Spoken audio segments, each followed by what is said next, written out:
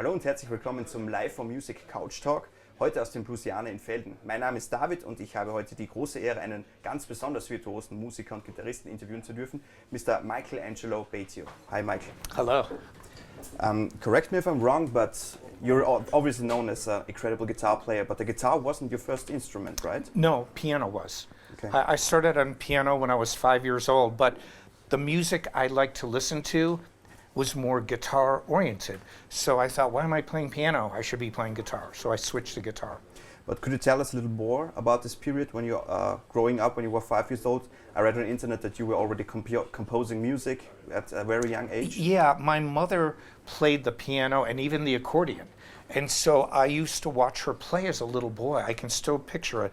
And I remember she played a song and I watched her, and at 5 years old I played it.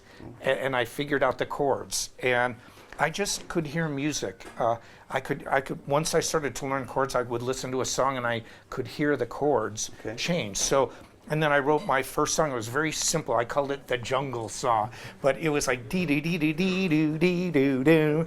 And I still remember it. It was this two-hand thing when I was a little kid, and I've been writing ever since. So it just came naturally to you to dedicate your life to music? I think so. You know, I don't think talent's the only thing, but I had the ability, but I loved to work at it. Like even last night at the hotel, I was practicing guitar. I love to play. So you mentioned that you preferred guitar music. Was there a specific moment in your life when you thought, man, I gotta pick up this guitar? Was it a record or a concert or anything like that? No, it was really the radio in America. You know, because so much music, whether it was soul music, I mean, even listen to Michael Jackson, Thriller, there's guitar all over it. Awesome. It was just, guitar was everywhere in all different styles, whether it was Santana, The Temptations, you know, Motown, everything had guitar. And I never stopped playing piano, but I thought, why am I playing a piano when I don't hear piano in a lot of this music? I might hear an organ, but I hear guitar in everything. So that's why I switched. It really wasn't one band, it was everything. You know, I mean, the radio was flooded. Virtually every song had guitar. Was there a specific moment when you were a teenager, when you were sitting at home playing your guitar, and suddenly you realized, man, I can really shred fast like no one else? Was there anything like that? When I was 10, I started playing, and I was just really good. I mean, I just had the ability for it. I could always play fast, but the funny thing was, I never grew up thinking fast was anything. Okay. Because when you listen to my earlier band before the band Nitro, I wrote all the songs with the singer, and the solos were always melodic. Yeah, I would do fast parts, but I always thought melody first. And it wasn't until I found out I could really play this fast that the labels in the United States kind of exploited it. They wanted me to be the fastest, you know, because that was a selling point for them. So then the motto was speed kills from then on. Yeah. Okay. You have a Bachelor of Arts degree Yes. in music theory and composition. Yes. Tell me about your time at the University of Northeastern Illinois. Was it a strict environment? Did you fit in as kind of a headbanger? Well, it was a strict environment if you wanted to learn classical guitar. But I didn't want to play classical guitar because my picking technique, I had studied jazz, and I was playing in a cover band, and I was doing a lot of things. But the thing that I loved about my education, well, there's two things. One, education, I feel, gives one the ability to learn. So my whole life, I'm learning new things. Second, I was able to take classes. I took one class just on Mozart, one on Beethoven symphonies, one on Haydn. And so I really got to know composers and just their ideas about how they wrote, about how different Bach was of a composer versus Mozart, different eras. You know, you have Baroque, then you have the classic era. So, and why people wrote the way they did. It was just very interesting to me, and I think it's helped me a lot. Looking back at this education and the way that the internet now changed the way that students get their information from the teachers with online lessons and classes and such thing, do you think you would choose the same path if you were born in like 2000? Yeah, I would still go to school. Okay. Yeah, because my nephew is 14 years old, so he was born in 2002. Okay. And he's a gamer. He loves his games, Minecraft. He's great at it, just like every kid. But he likes to play guitar. But he also said, because his Uncle Mike is famous, he said, He goes, Uncle Mike, I know I can't be as good as you on guitar, so I don't want to try to play like that. He said I told him to study jazz, so he's starting to study jazz, and he plays, when he plays electric, he's more like the Edge. He's more like weird sounds and real creative. But I still make him practice the scales. But I think I would do the same, because education for me, what does the degree say more than anything else? It said you finished. It doesn't make, the smartest people in the world are not necessarily the most successful. You have to be smart enough, but people who finish things usually finish a lot of things in their life. And my nephew, he's 14, he wants to go to Harvard. So so I think I would do the same thing. Okay. I just use the internet a lot more. Okay, yeah. You mentioned before that you practice every day, that you practiced last night at the hotel. I read an interview with a famous Austrian drummer. His name is Thomas Lang. I know. Yeah, I'm familiar. Yeah. Okay, yeah, and he once said in an interview that he practices everything that there is to practice, every beat, every rhythm, because there will be one day where you need something like that. Do you feel the same? Do you practice everything, every scale and whatever? No. I do feel that, but how does he know what every scale? There, you can't. But I practice in different ways. One thing I've learned over the years, if you practice the same thing over and over, even if it's every scale in the world, you start to get stagnant. So sometimes I'll practice exercises. Sometimes I'll just experiment with sounds, but sometimes I'll just write music. It's all different. But it's like even working out with weights. You don't do the same regimen all the time. Your body gets used to it and you don't get better. Your level of getting better diminishes. So I change it up all the time. But I always practice about 10 or 15 minutes, certain exercises that I came up with, and I've never been hurt. Okay. So.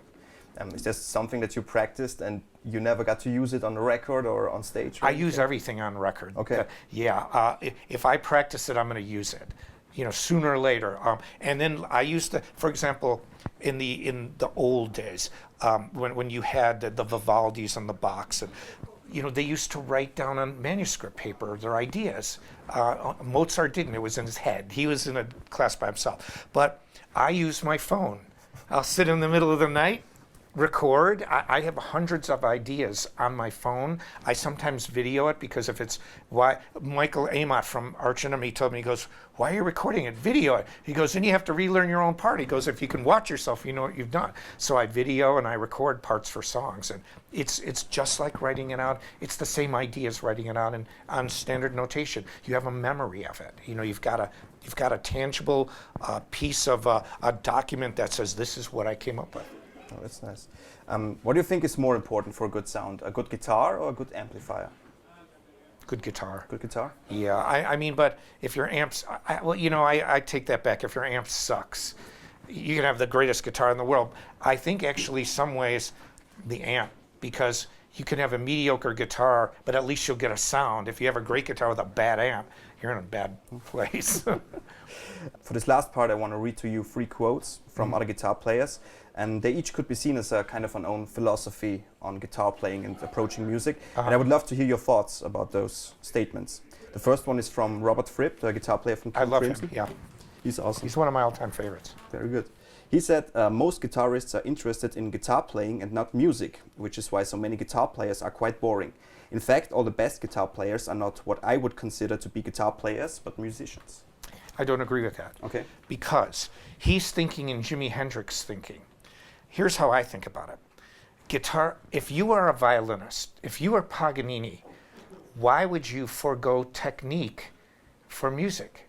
They're the same. So just because somebody's creative like Jimi Hendrix, well, I like Jimi Hendrix, but if I asked Jimi Hendrix, if he was sitting here right now, could you play Paganini's Fifth Caprice?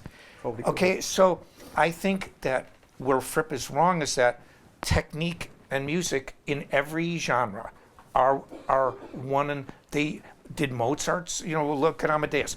Too many notes. Well, which one should I take out?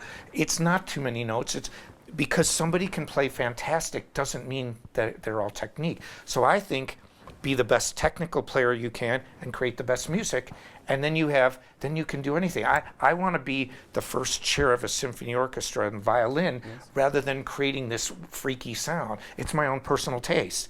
It doesn't mean Jimi Hendrix wasn't great, but I think Robert Fripp is pointing out more towards Jimi Hendrix style. I don't agree with that. Okay. Well, you're probably going to love this one. It's from Ingrid Malmsteen. He said, people tell me all the time to slow down. Remember, less is more. And I always say, how can that be? How can less be more? That's impossible. More is more. Yeah, I mean, again, I play with melodies, but I love to play fast. If you're in a Lamborghini going, 250, kilometers an hour, it feels different than if you're doing 60 kilometers an hour. So I just think each one has their place. But I have a saying, I would rather have it and not need it than need it and not have it. And that's how I feel. Because I don't separate technique from music. Does AC/DC require Yngwie style playing? No, it's great music. But certain music, Rachmaninoff, does require that. If you don't have that technical skill, you can't play it. And it's still great music. So that's how I look at it. Okay. And the last one is from the late Dimebag Darrell. He said, the worst advice I ever received from my dad was to play by the book. My old man used to flip out whenever we tried to branch out or do something different.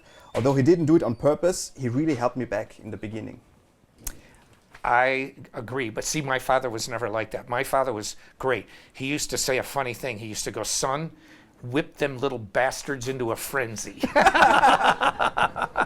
He just goes, tear it up on stage. My dad liked the fact that, because I always came up with unique things, and he never discouraged it.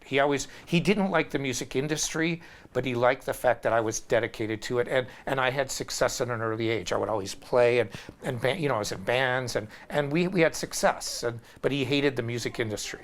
But he never said that to me with Dime's father. I knew Dime pretty well, but I didn't know his dad said that to him. Okay. But would you say that you have to kind of take both extremes, like be completely experimental and also know what you're doing with notes and scales? Yeah, I have another saying too. I have lots of sayings. You can't think outside the box. People in America always say, think outside the box. You can't think outside the box, in my opinion, unless you know what's in the box. And so why not learn traditional and then throw it out the window? For me, when I get an amplifier, I've used so many different amps in workshops and being on tour. I'll take a knob and just turn it all the way up.